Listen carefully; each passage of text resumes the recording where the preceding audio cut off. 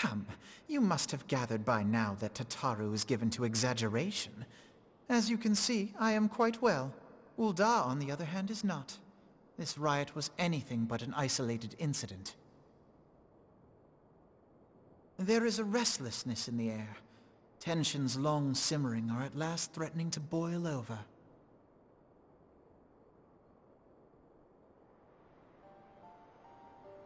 Ul'dah is a nation infamous for the great disparity between the wealthy and the poor. The majority of the populace accepts this state of affairs because they believe that every man bears responsibility for his own lot in life. To an Ul'dan, money is the foremost, and some would say the only measure of a man's worth. Small wonder that the wealthiest wield the greatest influence. So where do the refugees fit into this social hierarchy? What place is there for those who fled Alamigo and the destruction of the Calamity? Plainly, there is none. They have no wealth, no power, and no worth. To the Ul'dan way of thinking, they may as well not exist. Choosing to ignore their existence, however, is patently not an option. General Rauban and the Sultana understand this, which is why they ordered the Immortal Flames to provide the refugees aid and succor. Yet none would dispute that the expenses incurred by this policy grow by the day, with no end in sight. This has prompted more and more Uldans to question their obligation to aid these worthless wanderers,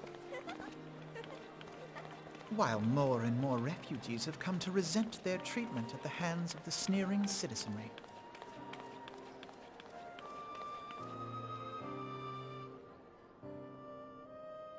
The manner of Lord Lolorito's refusal to grant the Dolmens asylum bespoke a disdain for all refugees, an attitude shared by the rest of the monetarists.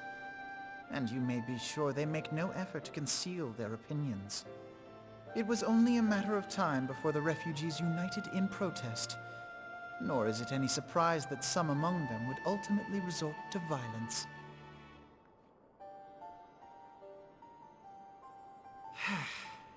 That the Immortal Flames should choose this of all occasions to engage in joint training exercises with the other Grand Companies. By the time they return, the situation may well have deteriorated beyond mending.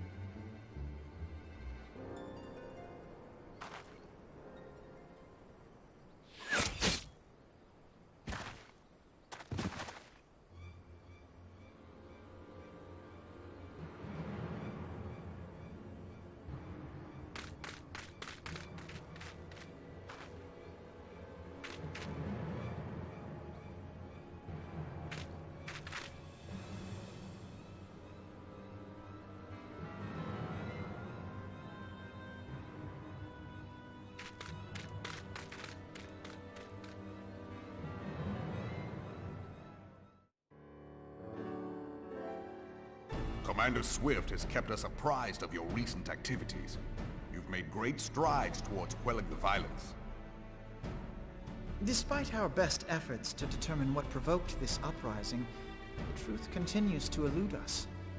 Have you uncovered aught which might shed some light on the mystery?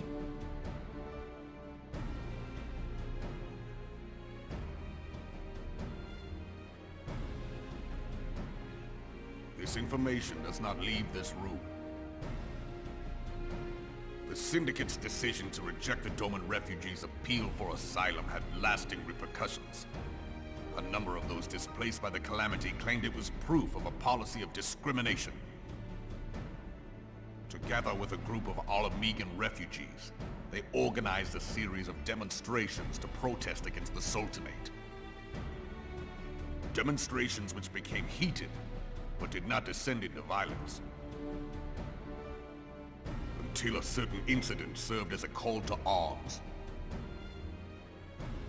A unit of brass blades sent to supervise a demonstration loosed arrows upon unarmed protesters.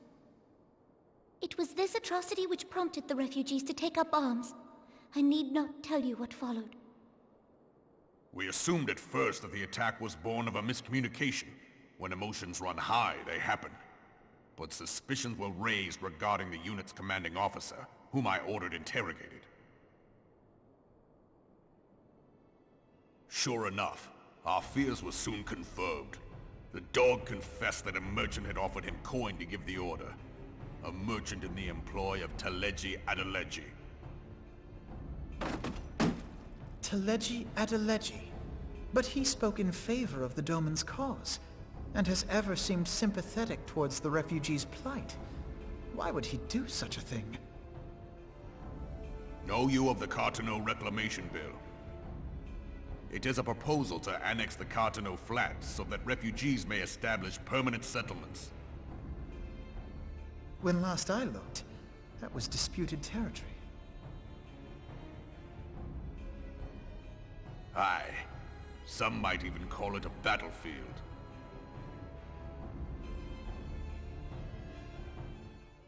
The destruction wrought by Bahamut was greatest at the Cartano Flats. That much is common knowledge. What is less well known is that his rampage laid bare ancient Alagon ruins, of which no record existed. There are certain differences of opinion as to how these ruins should be handled, which is why each nation maintains a military presence in the region to this day. Yet differ though we may, we are still allies. Therefore, in the interest of preserving the Eorzean alliance, we have reached an agreement. Any conflict which may arise during the course of military exercises in the region shall have no bearing on relations between our nations. In full knowledge of this delicate state of affairs, Teleji Adeleji proposed the Cartano Reclamation Bill. A shameless bloody ruse which stands to benefit him in but one conceivable way. If successful, he will gain control over the disputed territory under the guise of assisting in the resettlement effort. And you can be sure he'll build an orphanage next to every Alagon ruin.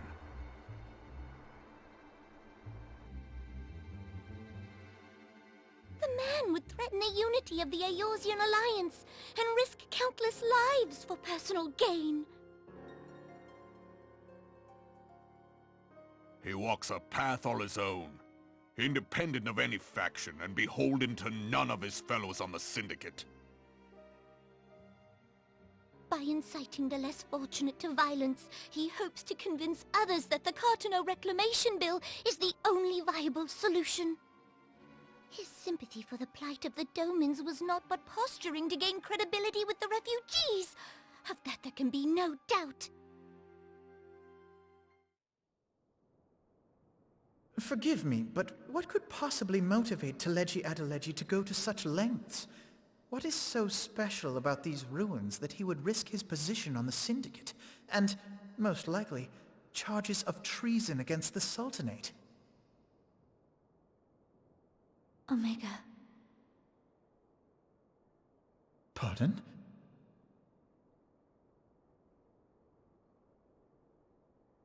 An Alagon monstrosity, not unlike the Ultima weapon. Mayhap larger, We know not. It has yet to be fully excavated. Allagan inscriptions indicate that it was created to fell Bahamut himself. If accurate, it might explain why Nail Van Darnus chose to bring the Red Moon down upon the Cotonou Flats. Given the ends he went to ensure Eorzea's annihilation, destroying the one weapon which could stay the Elder Primal may well have seemed like good sense. When first I bore witness to the power of the Ultima weapon, I doubted the evidence of my senses. And now you tell me there is another such weapon, one which could contend with Bahamut. Bahamut! Aye, we were skeptical ourselves. Truth be told, until the Ultima weapon's existence came to light, we thought the inscription had been mistranslated. At present, Omega is more akin to a fossil than a tool of war, having long since ceased to function. As such, its true potential cannot accurately be gauged. However, if someone were to restore it, as the Garleans did the Ultima weapon, I have little doubt that he would wield untold power. Power enough to subjugate Uldar like as not, and the rest of Eorzea besides, which is doubtless why Teleji Adeleji yearns to have it. That he should aspire to world domination. He who has ever walked 2 paces behind Lord Lolorito in matters of commerce. 'Tis in acknowledgement of his own limitations that he seeks this power. Woe betide us all should we allow him to have it.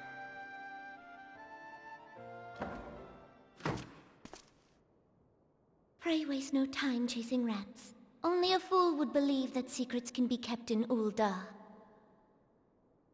It would seem the implications of the Sultanate's refugee problem are rather more far-reaching than we assumed.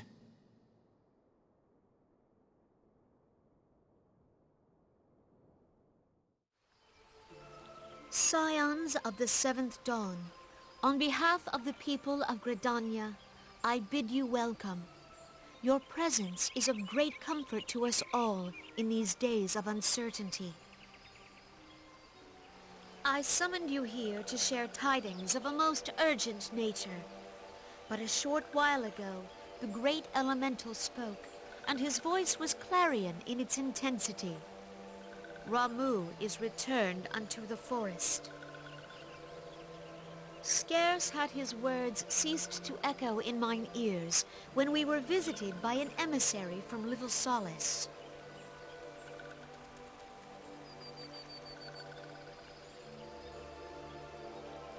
Our guest informs us that the Sylphs too have sensed the presence of the Lord of Levin.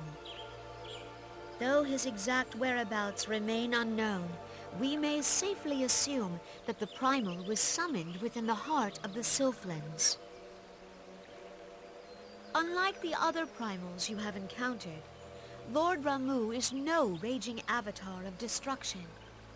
He is revered as much for his wisdom as his strength, serving as both arbiter and guardian to his children. Given that we and the Sylphs found a way to share the Twelves Wood, it is my hope that this sagely immortal will be amenable to reason, and that conflict may be avoided. Blessed as you are with the power of the Echo, you are one of the few among us who may commune with a Primal without fear of influence. I would ask, therefore, that you represent us in this most delicate of negotiations. The Twelves Wood has suffered enough. Upon this, we and the Sylphs, and I would venture Lord Ramuh himself, are in perfect accord. Let us not endanger our shared home by engaging in unnecessary hostilities. Dear friend, I beseech you, safeguard the peace which exists between our peoples.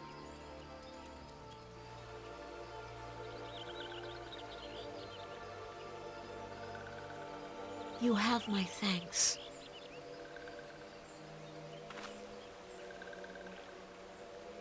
Pray make for Little Solace, then. A member of the Order of the Twin Adder awaits you there. He will advise you on how to find the Lord of Levin. An ill wind blows through the forest. Yet, it is not only the Twelveswood that flinches at its coming. All the lands of Eorzea shiver in dread anticipation. Have care.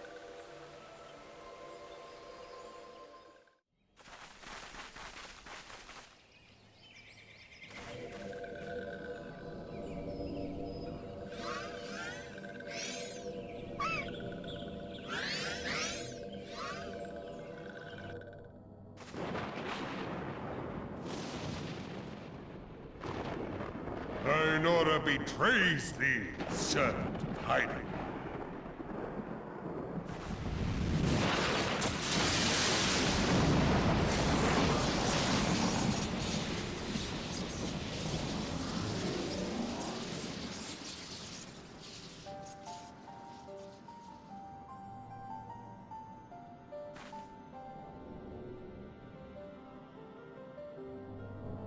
Thou art the bringer of light, bane of Ifrit, Titan, Garuda, and Leviathan.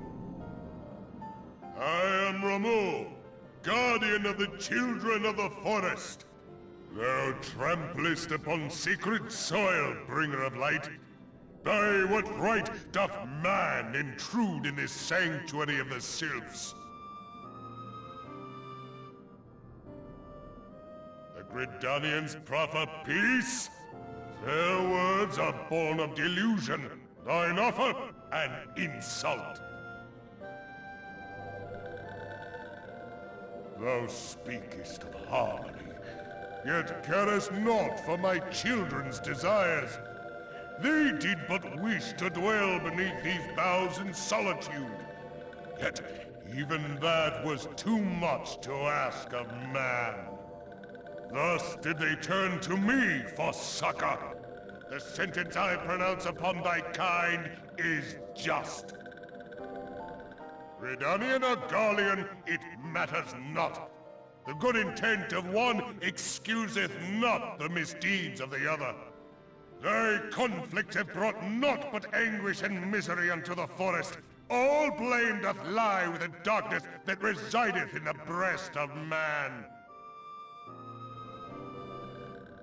Whence sprung this calamitous seed?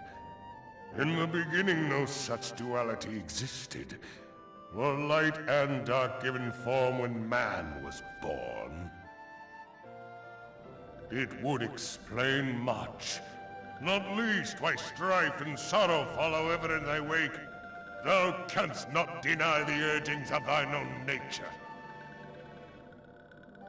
Knowing that thy mere presence here portendeth tragedy, wilt thou persist in this pretense of peacemaking?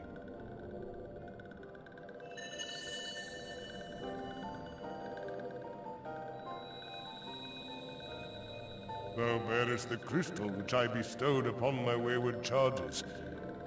That they should entrust so precious a gift to thee. Thou standest apart from thy kin. Thou art the bringer of light, aye. But there is something more in thee. Very well. I shall consider thy proposal. Shouldst thou survive my trial. If thou wouldst champion the cause of harmony, I must have proof that thou art fit to play the role. Wither mine ire, and prove to me thereby that thou hast strength enough to stay the darkness which threateneth to consume thee. Yet if thou shouldst be found wanting, know that all men shall perish in the storm of my judgment.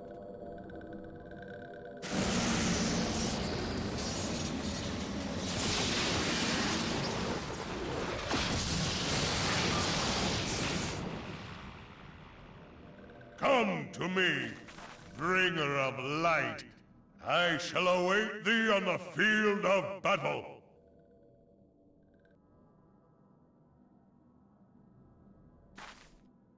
Urianger, it is rare indeed to find you so far from a tome.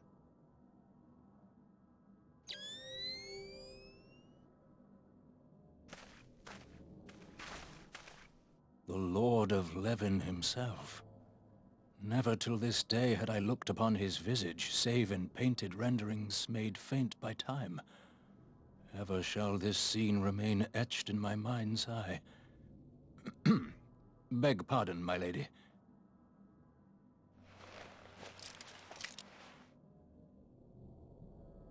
I must beg thine aid on a point of research. If thou art resolved to face Lord Ramuh, I would ask thy leave to observe the event.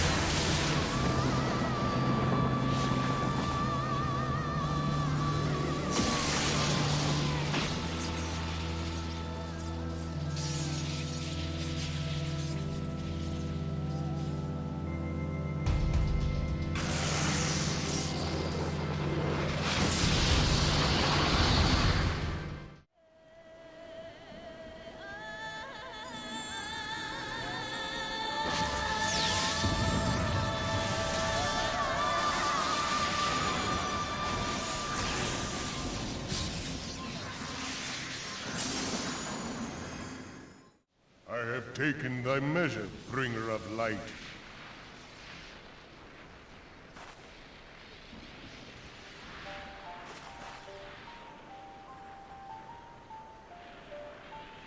And I judge thee a worthy champion. The task of excising the sin that hath taken root in man's heart is thine. Shrink not from employing thy strength in service to the forest and the wider realm beyond. Like hungering shadows do the enemies of harmony gather, and meekness will but feed them. If man is to be delivered from the dark, it shall be by thy guiding light alone. Stray not from the path, for if thou dost, thy people shall be truly lost.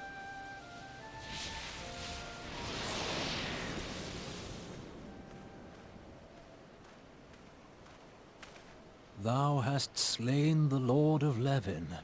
A regrettable act, but a necessary one.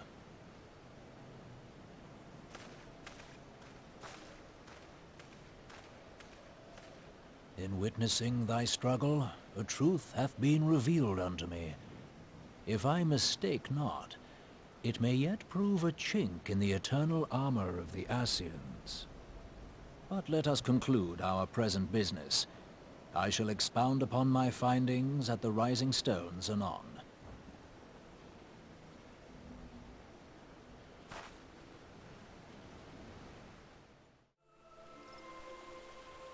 You are returned to us, dear friend, and none the worse for bearing the heavy burden which I did press upon you.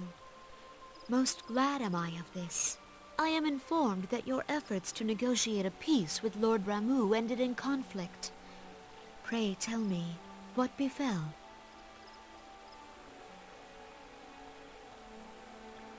Ramuh made trial of you? I fear there is truth to his claim. It is the darkness within us that attracts the darkness without.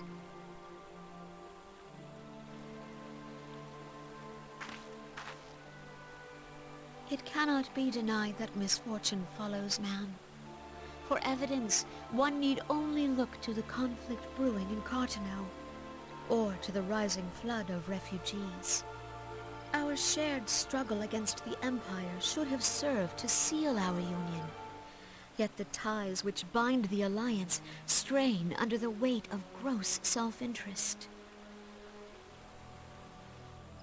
As the scars of the calamity begin to fade, so too does our sense of common purpose. Yet now is scarce the time to forget our shared responsibility. If this new-sprung realm is to survive beyond its infancy, it must needs be nurtured by all. Eorzea must be as one, yet I fear that dream is still far off.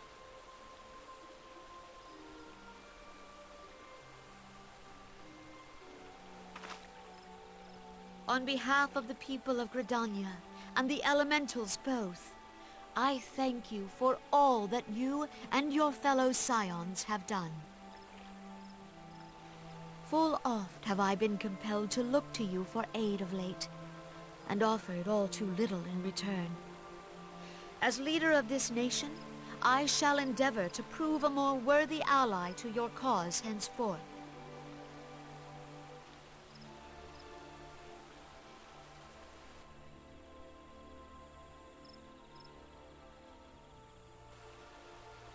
Lord Ramuh has departed, yet the keening of this ill wind grows no less insistent.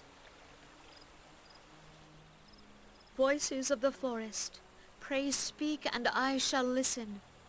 What unseen evil begets this unease in my heart?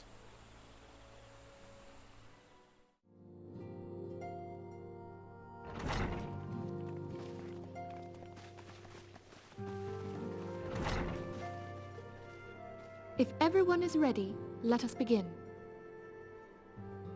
Urianger, the floor is yours.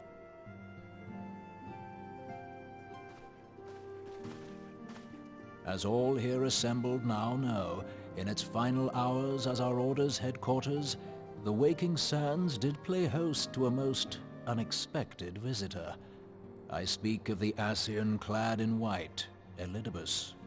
Unwelcome though his presence was, his words that day did serve to confirm a truth long suspected, that the Ascians are eternal beings, to whom physical destruction is as a temporary inconvenience.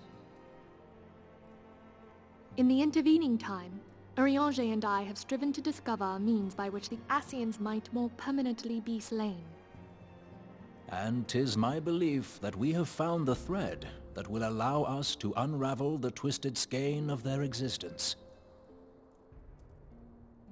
In the moments prior to Leviathan's most recent manifestation, the Sahagin elder who summoned him was observed to undergo some manner of ascension. The etheric readings taken by Y'ashtola at the time of this transfiguration have proven most enlightening. The disruption to the flow of ether was sudden and dramatic. So tangible was the agitation, I scarce had need of my goggles. The significance of Y'ashtola's readings might better be understood in the context of mine own, taken at the instant of the Lord of Levin's demise. Unlike the Primal, the Sahagin was not subject to etheric dissipation. Before discussing our new discoveries, it may benefit us all to recall what we know of etheric behavior.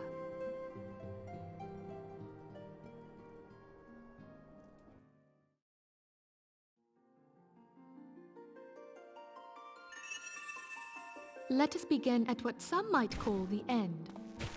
When we who dwell in the material realm die, our spirits dissolve into the flow of ether and are returned to the ethereal realm. In turn, the restless energy which suffuses that plane streams back into our world, giving rise to new life. 'Tis as the heavens did decree, the way of all mortal souls. Twixt this world and the next do the ethereal currents swirl, bearing the very essence of life. Thus doth the cycle of birth, death, and rebirth continue unabated. Primals behave somewhat differently. In order to manifest and then maintain a physical presence in this realm, they must consume vast quantities of ether, most often in the form of crystals. Though they may seem to live, their flesh is but ether given shape.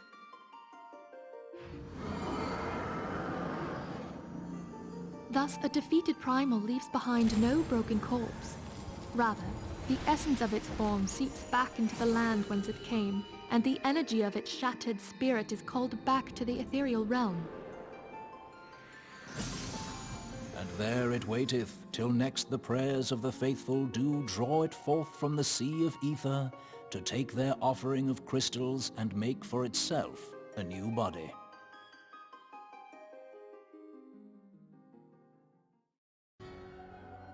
Which brings us on to the third group, the so-called immortals. They exist in a manner all their own. Quite. Even as the Sahagin Elder fell to the Admiral's musket shot, I witnessed the release of an ethereal cloud, which immediately took possession of a nearby minion.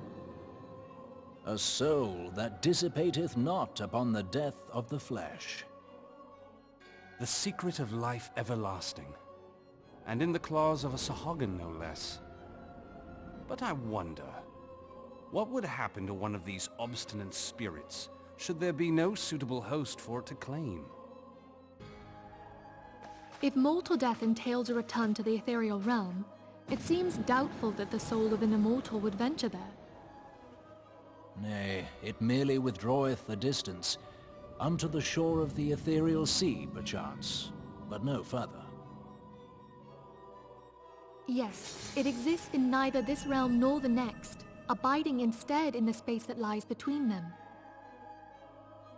The Ascians took control of Thancred by means of a crystal of darkness, an artifact which, if our theories are correct, serves as a gateway to the place I have just described. I was hoping people had forgotten about that. I am sorry, my friend. For a mercy, the weary road of our research hath brought us unto an answer. The Sahagin ascended to an immortal state, but he did not possess a crystal of darkness through which to flee this realm. Thus was he consumed by Leviathan. If we could entrap the spirits of defeated Ascians in like manner, and thereby deny them resurrection...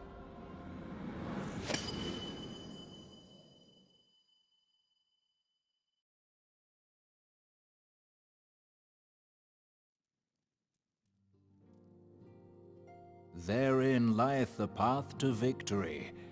Thou art most perceptive, my lady. Only when we have trapped the bodiless soul within an ethereal prison can we hope to defeat its unnatural constancy. Thus might even an eternal paragon be consigned to oblivion. These feats are, of course, far easier said than done. At present, we lack a viable means to entrap and extinguish an Ascian soul. Yet, I believe it to be possible. The pieces of the puzzle lie before us. We have but to put them together.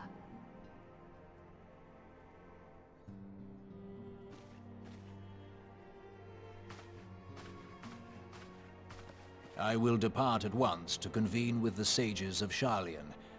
Together shall we divine the steps by which our goals may be achieved. I have the utmost faith in you, Archon.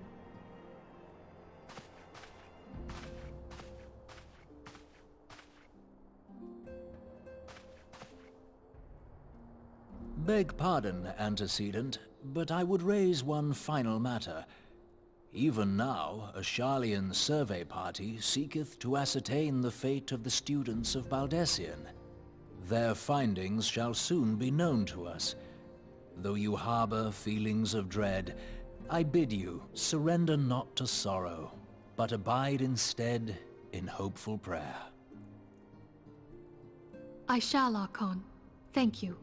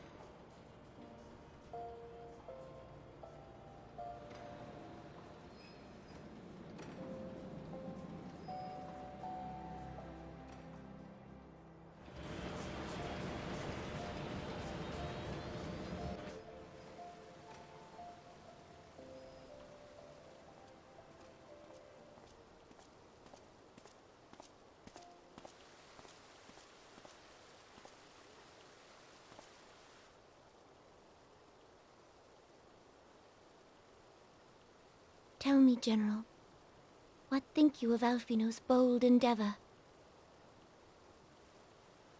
I think it is more than bold, Your Grace. His organization would pave the way for a united Eorzea. Well do I understand his impatience, since facing the common threat of the Ultima weapon, our nations have seemed farther apart, not closer together. Considering the many problems we face, should we not be glad that someone else is taking the initiative? We have all pledged our cooperation, yet the grumbling continues behind closed doors. Ul'dah is not alone in her duplicity. I myself have doubts as to the good this organization will achieve.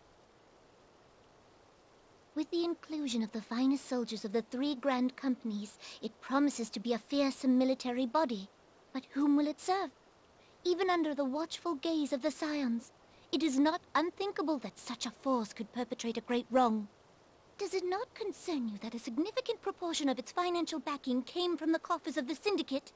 That those unprincipled worms might forge this extraordinary gathering of warriors into a private army? I have trust in the Scions, Your Grace. They have spared us no end of trouble at the hands of the Primals. If they seek reinforcements, I deem it unwise to deny them. As for their finances, full many gave generously. And though our nobles proffered a sizable sum, their coin did not spill from the pockets of Lolorito and his cronies. And what of the presence of our stalwart adventurer friend in this endeavor? I doubt the Warrior of Light would betray our cause.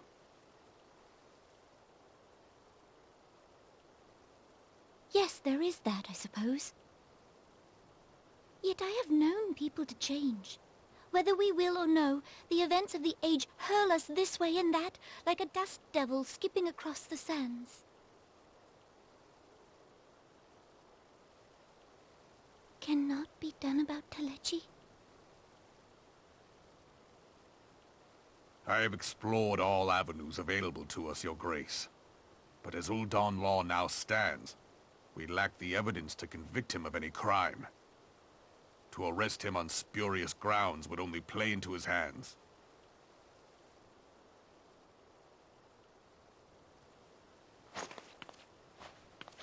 He has all but committed treason, and yet we can do nothing?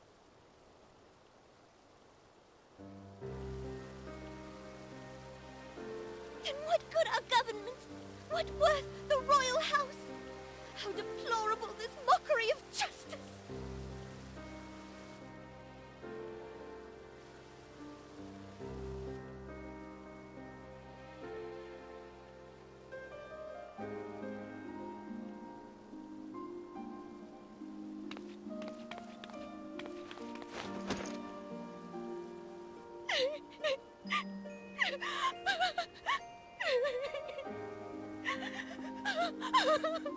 Have faith, Your Grace.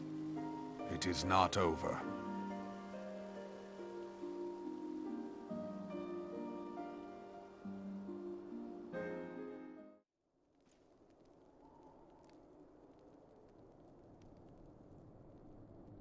The incident with the new frontier hands? No, you need not elaborate. I have been following their progress with no small amount of interest. Brave men and women all. They do our nation a great service. The existence of a fortified outpost in Mordona will do much to dissuade the Empire from trespassing on Kurth's soil. Right glad am I that you have chosen to lend your support to this endeavor. Never let it be said that House Fortom does not acknowledge the efforts of her allies, or her debts.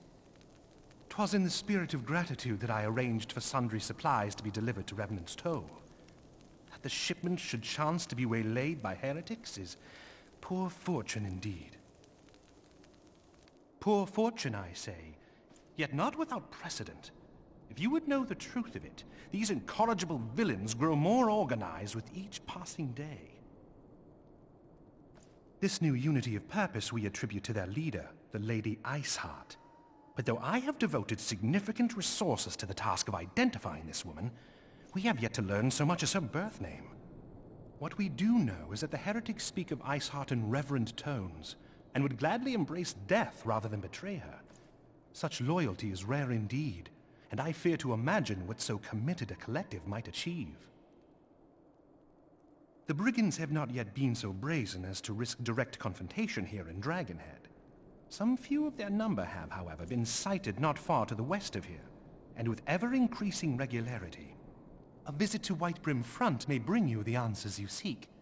Will you brave the snows, knowing what implacable foes may lie in wait? Halone's blessings be upon you! Though I take no pride in the admission, many of mine own countrymen are not so well suited as you adventurers to dealing with such foes.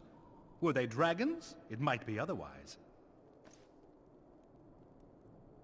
But truly, I could not wish for a finer ally.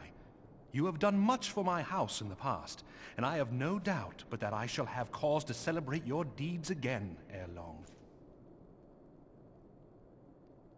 Should you learn aught of value, pray return to me forthwith. A warm hearth and a warmer welcome shall be waiting for you.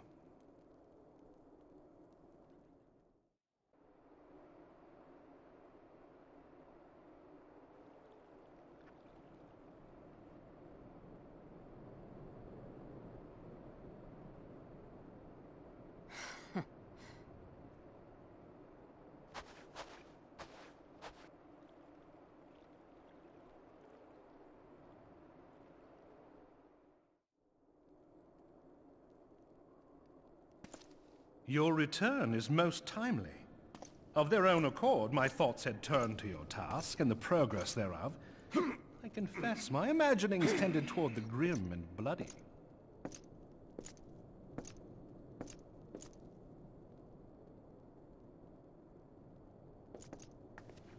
But you are here now, and I suspect such frivolous wonderings do little justice to the reality of your travails. Tell me, what did you learn of Iceheart?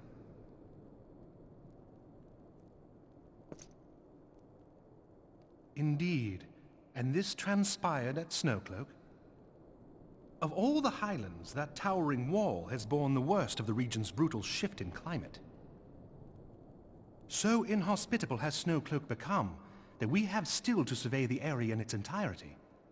Could its frozen heights conceal the heretics' hideaway?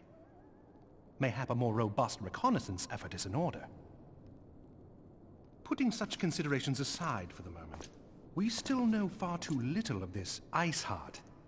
That she is capable of commanding such a band of fanatics bespeaks natural authority, and no small measure of charisma. As much as I would like to fathom this mystery with you, the situation has grown beyond my personal purview. I am bound by duty to inform the Temple Knights and request that they bring this matter to its conclusion. Given the glowing reports the new commander has garnered thus far, I am certain that they can be relied upon to take appropriate action. Though Iceheart's true identity yet eludes us, you have provided us with a point from which to begin. Sometimes it takes but a single stone to prompt an avalanche. On the matter of the stolen provisions, I have already made arrangements for a second shipment to be sent to Revenant's Toll. I could not well allow such an honorable venture to be undermined by one miserable setback.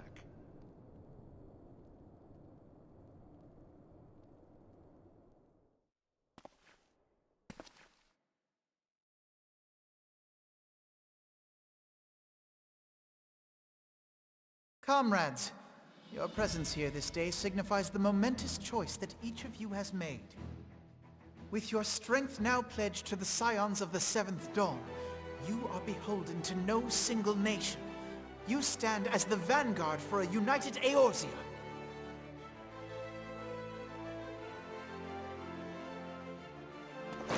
From this moment forth, I declare you Crystal Braves.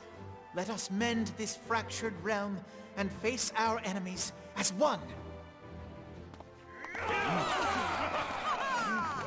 Whether it be the Beastmen and their primals, or the conflict in Carteneau, it is plain that the nations of Eorzea cannot solve the problems which plague the realm.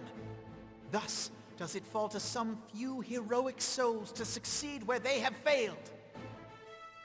Come, take your place at the Scion's side as guardians of Eorzea, and together we shall fight for the freedom of all! For the freedom of all!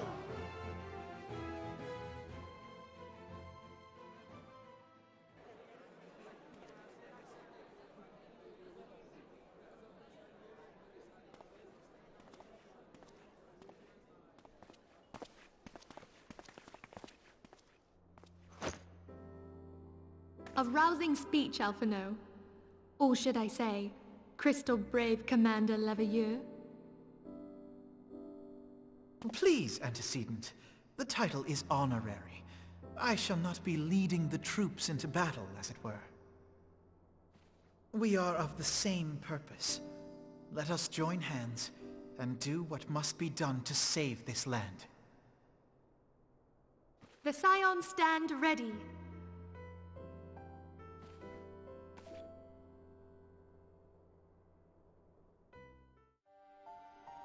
I'm eager to see what the Crystal Braves might accomplish. This shall prove an interesting time indeed for the Scions. Yes, I'm listening. So our worst fears are confirmed. The entire Isle. Such power defies comprehension. Truly? Kryl is alive? Thank the 12. I see. Pray, inform me if her condition changes. Yes, I shall pass on your words to Urianger. My thanks. I shall contact you anon. When I learned of the loss of the Isle of Val, I dared not hope that my friend had survived. Yet, by some miracle, it would seem she has. She's still to regain consciousness, it is true, but better that than death. Putting this happy news to one side, we must now endeavor to make sense of the readings taken by the survey party. It appears the etheric disturbance which accompanied the Isle's destruction is of a magnitude alarmingly close to that of Ultima. Could the Ascians be responsible for this devastation as well? I wonder, have you heard aught from the Mother Crystal since the battle with the Garleans? Then she speaks to neither one of us. Hydaelyn's silence portends naught but ill, I fear. Louisoix, I pray you yet watch over us.